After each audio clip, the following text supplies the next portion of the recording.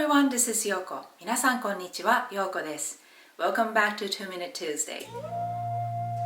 Today we're going to look at how to use まで. まで can be used to express a few different meanings, such as until, as far as, to the point of, even, etc. Today we're going to look at how to use まで for end of duration. Let's get right into it. 1時から2時まで from 1 o'clock to 2 o'clock.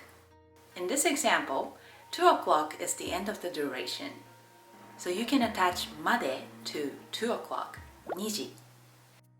2時まで. Next example, 朝から晩までずっと勉強しました. I studied all day from morning till evening.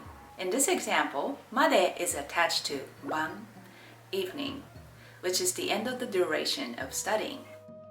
Next example, 昨日まで休暇でした. I was on vacation until yesterday. Yesterday, 昨日. In this example, まで is attached to 昨日, which is the end point of the vacation. 休暇.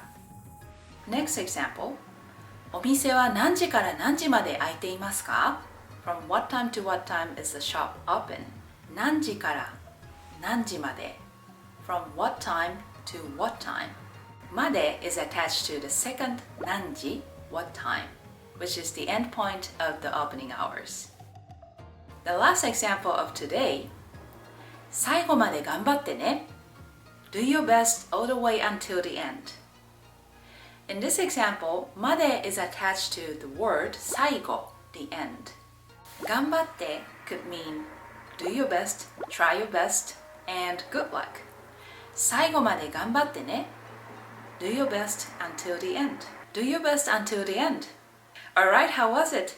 Thank you for watching and see you next time. それではまた次回お会いいたしましょう。さようなら。